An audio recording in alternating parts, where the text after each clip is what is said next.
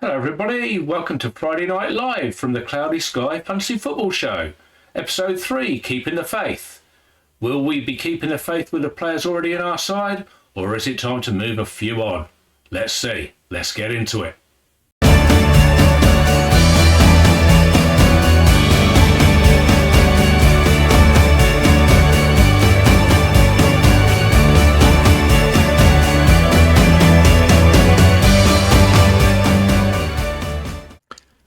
"15 players in double-digit hauls for the week then. Salah, Saka and Kovacic all top of the shop with 13. Ownership, Haaland, Isak and Saliba over 60%. Then a few making up 40s and 30s. You'll note Saka and Salah both did well for their owners, only in a third of people's teams. And the ownership, Henderson out to a big lead, no surprise. 2.8 million, 41% with Dean Henderson. I wonder how that will go as time goes on. It's not really a game for making goalkeeper changes, I don't think, but we'll see how we go with that. In defence, Porro, Van Heck and Van Dijk all with 10. Different ways of scoring them. Porro obviously with a goal. And the ownership, Saliba and Romero the biggest. And then Munoz. A few people brought him in for Kwanzaa on Sunday. And Porro, I don't know whether he was there already. A few were mooting to bring in Tottenham players on Monday for Kwanzaa. But as you can see, still 16% there for the Liverpool player. Be interesting to see what that's like this time next week. In midfield, as noted on the overall, Saka and Kovacic, Mitoma and Amadou Onana. Onana was in the team of the week. Joe Linton, some lesser owned players there. So on the ownership, Smith Rowe 45%, Rodri 35%, Saka 35% doing well there. Bruno G, Cole Palmer didn't really get much of a look in, but he was playing Manchester City. Declan Rice 25%, me included. Didn't really do a lot on Saturday last week. Let's see how he goes this. Bruno F, unlucky by all accounts on Friday. 3 shots on target was all he scored. Gordon didn't really do much apparently on Saturday last week. And then the strikers, well, it was Salah and Havertz, scored an assist each. Welbeck and Wissa, Vardy, Semenyo. But as we've detailed previously, strikers, you're going to need to nail your 3, I think. And the ownership, I mean, that details it itself. Haaland 82, Isak 70, Dom Solanke all but 50, Salah over 3 in 10. It tells its own story, really, doesn't it? Have a look at the fixtures for this weekend. Kicking us off on TNT Sports Saturday lunchtime is Brighton against Manchester United. Should be a good game. I fancy Brighton. I put it down for a 2-1. I think they're a good side. Manchester United, bit hit and miss. They played well on Friday in fits and starts. So 3 o'clock, so we've got 1, 2, 3, 4, 5 3 o'clock games. 5 3 o'clock games. London Derby, Crystal Palace against West Ham. I've gone for a score draw, 1-1. Difficult to make both teams really. They both lost 2-1 last week.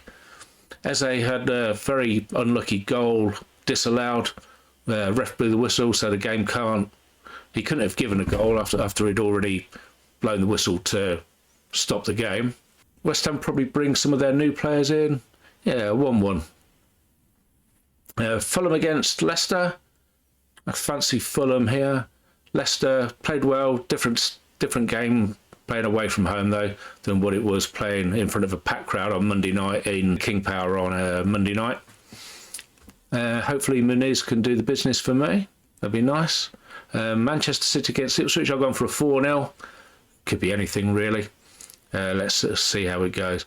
I can't see Ipswich scoring. So if you've got City defenders, I think you'll be quids in. If you're lucky enough to get one that scores a goal, you could get a really high score. Southampton against Nottingham Forest. Southampton did well on Saturday, but they were aided and abetted by Newcastle having a man sent off. I've gone for a 1-1. I've got no real inkling either way. I think both teams will score, so yeah, why not 1-1. Tottenham 2, Everton 0. I think Tottenham will get the better of a very makeshift Everton side. First home game of the season. They made plenty of chances on Monday. Yeah, I think they'll... Solanke and Maddison to score the goals. How about that? Tea time kick-off on Sky, Villa against Arsenal. I've gone for a 2-1 win for the Gooners. I think it should be quite a good game, to be honest. Villa Park's normally one of the better atmospheres for TV games. I just fancy Arsenal prevail. And unfortunately for my side, it'll probably be Saka scoring one of the goals, I imagine. Bournemouth 0, Newcastle 1. They've lost a couple of players at the back. Bournemouth, will their new striker get a go up front? Not sure. Isak to score, 1-0 away win. And once they score, I think they'll be able to hold out again. Wolves 1, Chelsea 0. Chelsea are in all heaps of trouble. They've got a side out tonight. Nkunku's playing. Let's see what side is brought on Sunday. Wolves, I was listening to Bradley Parker. They've got a good home record against Chelsea. So, yeah, 1-0 win. 4:30 game on Sunday. Liverpool against Brentford. Liverpool 3, Brentford 1.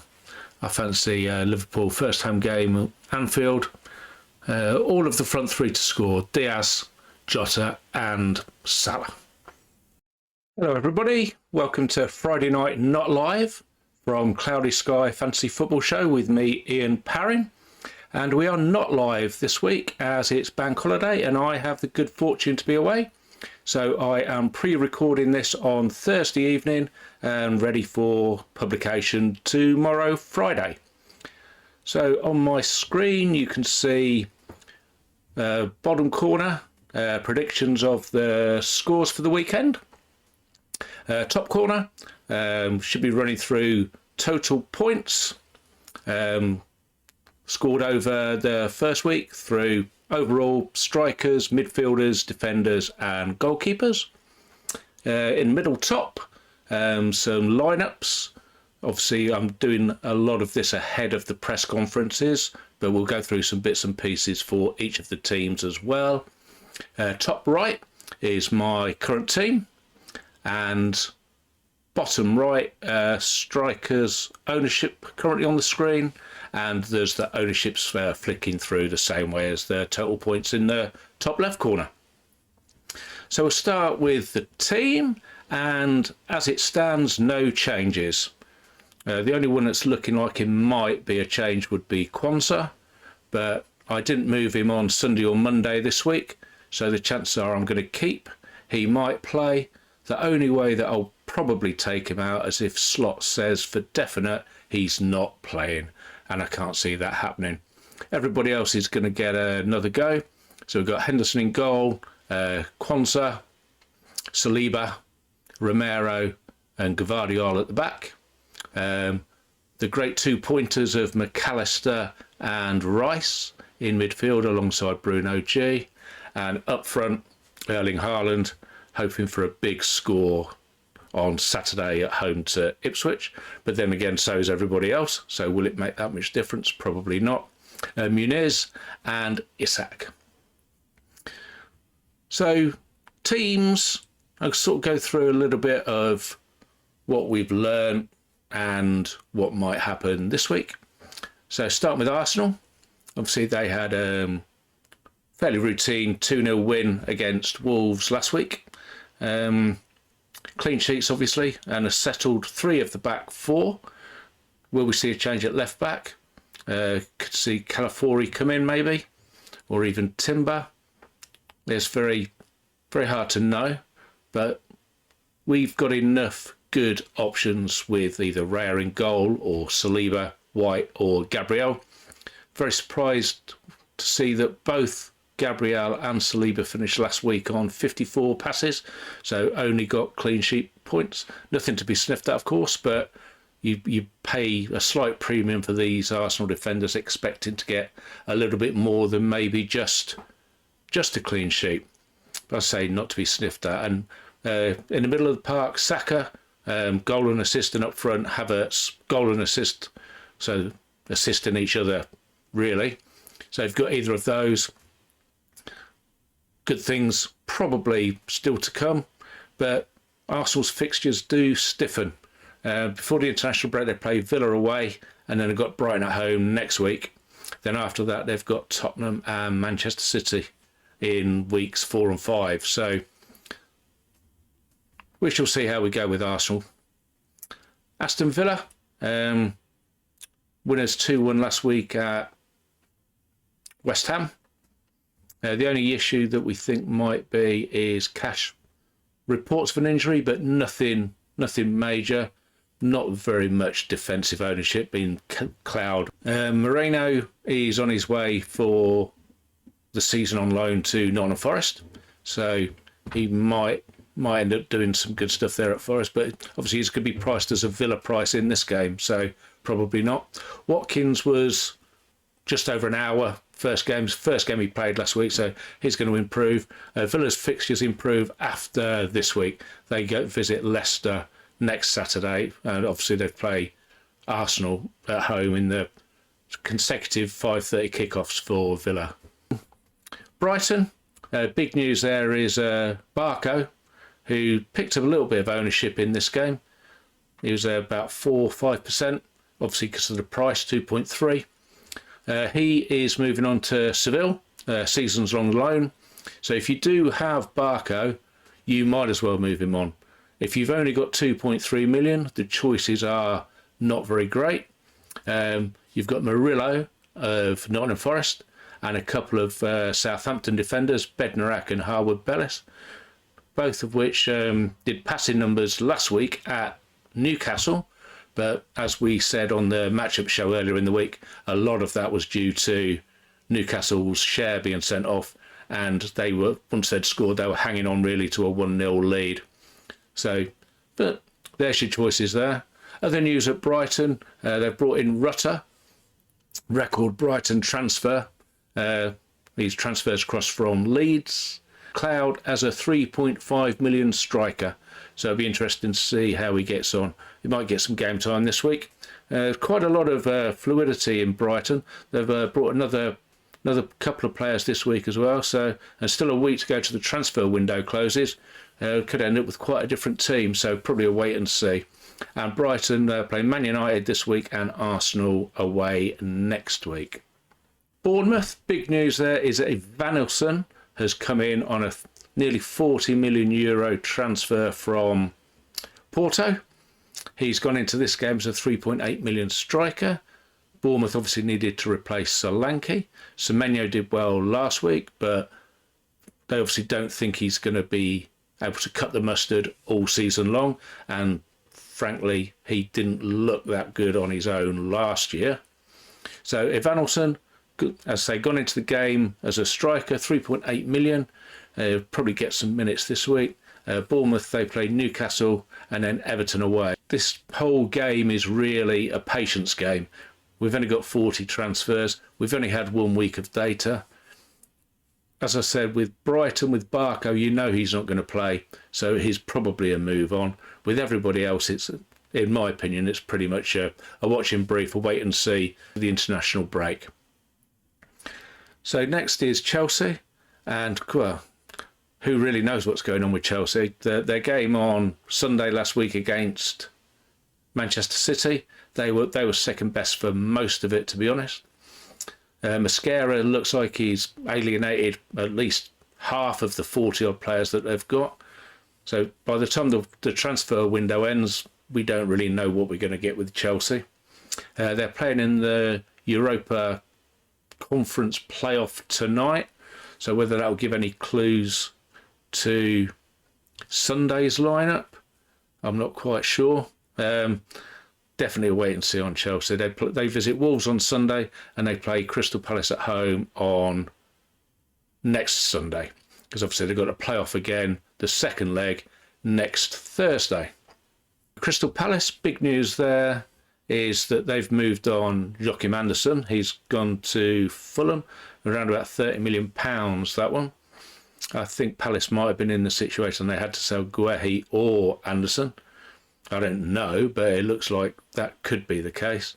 And it's strange with Palace. They finished well last year. I mean, they got beat by Brentford. It was 2-1 last week. They play West Ham this week and then Chelsea next Sunday. Yeah, strange. We'll see how they go. Everton, they've got right-back issues. Young was sent off last week. Coleman's not fit. Patterson doesn't look like he's trusted by the manager. So the chances are they're going to play Holgate at the back this week. Keane and O'Brien at centre-back and Mikolenko at left-back. They visit Tottenham, who for the first 45 minutes looked good on Monday. So whether Solanke can get his shooting boots on against Everton, we shall see. I don't think Everton are going to be causing much attraction for cloud managers, in all fairness. So Fulham, they've brought in Sander Berge from Burnley, and as noted on the Crystal Palace, they've brought in Anderson. That's probably to cover for Tosin Adarabioyo, who was one of Chelsea's imports. And the big issue with Fulham was Emil Smith-Rowe, who was very, very popular. You'll see on the ownership tables going through, he's the highest owned of all midfielders, nearly 50%. He scored only 2 points for appearance, and he was hooked just after the hour. I assume he's going to need some minutes under his belt. Ipswich started well first half against Liverpool last week. They've brought in Schmodix. I think that's a record transfer as well. There's a talk of Broha from Chelsea going to Ipswich. They obviously need to score some goals to do well in this league. They've got plenty of application, just need some end product. But again, somebody that's at the low end of this Premier League table is unlikely to be attracting many suitors for cloud managers, in all fairness. Leicester, Vardy's back. He told his manager he was fit to play last week, even though he'd done barely any pre-season work following his injury over the summer. Got through the first half, had a couple of red balls at half-time, and then he could have won the game for Leicester on Monday night. They were much better in the second half. It looks like the manager and the crowd and the players, they were all sort of up for it. They'd had a bit of a doing over from Tottenham in the first half and did much better. They visit Fulham this week and then they play Aston Villa next. One that could have been on people's radars, but it doesn't look like he's going to play now, but he was mooted to start pre-season, was Akili, who was 2.2 million. So if anybody was thinking he could be somebody to look for a Barker replacement, he's not playing. Vestergaard was playing instead. Liverpool, they played well in the second half at Ipswich. Do have a couple of issues with Liverpool, mainly Quansah. He was hooked at half-time. Manager said that he was not winning enough duels. Whether he's going to play again this week, I think it'd be harsh on a young player to hook him and not play him again. I mean, who knows when he's going to need him. If he breaks his confidence, he's going to want to bring him back in at some stage or another. Other than that, their front three looks fairly solid at the minute. They've got Diaz on the left, Salah on the right, and Jota in the middle. Salah scoring the most points of anybody for the week. Jota played well, or took his goal well. He missed one as well. He could have easily been top scorer with 2 goals. Only Van Dijk at the back getting passing bonus, and everybody that played in the midfield, not really much to write home about at all. McAllister, Gravenberch and Szoboszlai, they were nowhere near any points at all. Trent looked good once he stepped forward, but again, he wasn't close to getting points apart from clean sheet points.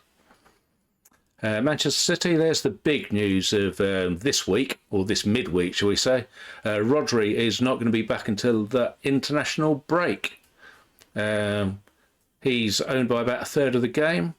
Whether people want to see it out, because I imagine that most are going to want Rodri, even those like me that don't currently have him.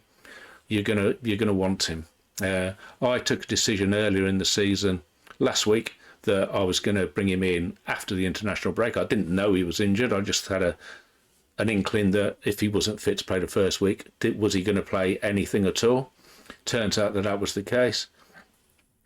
For those that hold him, I would think that for 2 transfers, and looking at the fixtures that everybody's got for the next 2 weeks, unless you can find a nugget somewhere, maybe a Doku for Man City with their game against Ipswich, but you're looking for pulling rabbits out of hats there to try and gain 2 transfers worth in a 40 transfer game, especially for someone as popular as Rodri's going to be.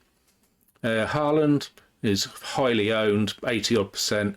If he scores heavily as mooted he could on Saturday against Ipswich, then those 1 in 5, 1 in 6 people that don't have him could end up on the back end of a real big score.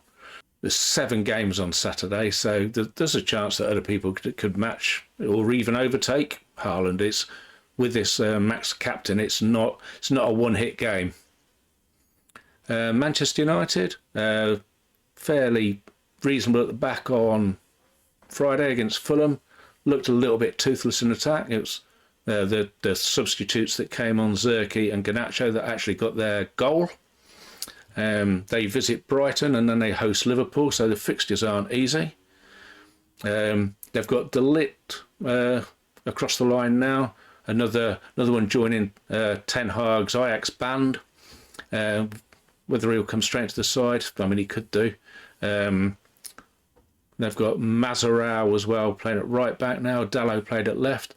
I mean, they look fairly good defensively. So if you've got defensive assets, I think you should be all right. Whether they're going to get a passing bonus moving forward, it all depends on how he tweaks the system. Newcastle, they won 1-0 last week against Southampton, but they, as we said, they had a man sent off, and they spent the next hour and a bit protecting a lead. Really, they didn't look to go forward too much. Visiting Bournemouth now, who Bournemouth themselves got a late draw against Forest last week. I'm expecting Newcastle to hopefully be a bit more on the front foot. So if you've got Isak or Gordon or Bruno G, I think you should be all right there, to be honest. They then host Tottenham, and anybody that's heard James of Planet FPL, when Tottenham go to Newcastle, they tend to get done over. Howe has the better of the White Hart Lane side. So hopefully for those owners with Newcastle assets, there'll be some high scoring on the cards. Nottingham Forest, aside from Manchester City, they're the one that's got 2 reasonably looking fixtures before the international breaks. They visit Southampton on Saturday, then they host Wolves on the following Saturday. They've got Moreno on loan from Villa, so he'll probably take over left back. Whether Aina moves to right back or drops out the side, we shall have to wait and see. They've also been linked with some attacking talent. Nketiah of Arsenal was strongly being considered £30 million, I think. So if that gets across the line, what will that mean for the likes of Wood and Awonye? I would expect Nketiah is probably a better player than both of them, to be honest. Watching brief, again, Nottingham Forest, I think. Southampton, they play Forest on Saturday and then they visit Brentford a week on Saturday. They've got Archer from Sheffield United, 30 million, I think. Whether he's going to go straight into the side, I mean, they've got Armstrong and they've got Brereton Diaz, so bit of strike power there. St Mary's now, be interesting to see how they go. But for a promoted side who we're not expecting to go great guns, I doubt there's going to be too much interest, to be honest. Tottenham, they host Everton, as mentioned previously, a weakened Everton. They were very good against Leicester last Monday, and then sort of tightened up in the second half. Solanke got his shots on target, but he didn't really look like scoring, even though they were on target. Son was quiet. A lot of huff and puff with Tottenham. They need to sort their own end product out. And then, as I said, they visit Newcastle the following Sunday. So, again, not an easy fixture. West Ham, they've brought in Füllkrug. He's come in at a 4.4 million striker. Came off the bench last week. I'd expect him to either get more minutes off the bench or probably start and then go off when he gets tired this week, away to Crystal Palace. But then they host Manchester City the following Saturday. So again, it's probably not worth a move to bring in. And as we mentioned on midweek matchups, these strikers, you can see from the ownership going through, Haaland, Isak, Solanke, 82, 70 and 50% or all but. Salah at 32, Watkins at 12. Everybody else is sort of 5 and under. We've only got 3 slots. I very much doubt whether Füllkrug is going to be banging on that door anytime soon. Could be that if West Ham gets some single game days, maybe back-to-back, a Monday and a Friday that sometimes happens in November, December, then there could be a look, but he'll need to hit the ground running before he's considered, I imagine. And Wolves host Chelsea on Sunday, and then they visit Nottingham Forest the following Saturday. The one thing I noted about the Wolves lineup, a triple Gomez. It can't be often that we've got 3 players of the same surname in a team. And then they've also got Cunha back. So be interesting to see exactly how he fits in, because Stard Larsen was expected to play up front. So it could be that we get Larsen and Cunha. Then they've got Hwang and Roger Gomez. It'd be interesting to see how they play as an attacking front four. Well, thanks very much for watching, everybody. If you enjoyed what you've seen, leave us a like. If you want to subscribe to the channel, please do. And I'm going to hopefully leave the screens running at the end, because I know that some of them didn't go in sequence. So thanks very much. See you next weekend. Enjoy the football, and we'll be back for midweek matchups on Tuesday. Cheers for now. Bye.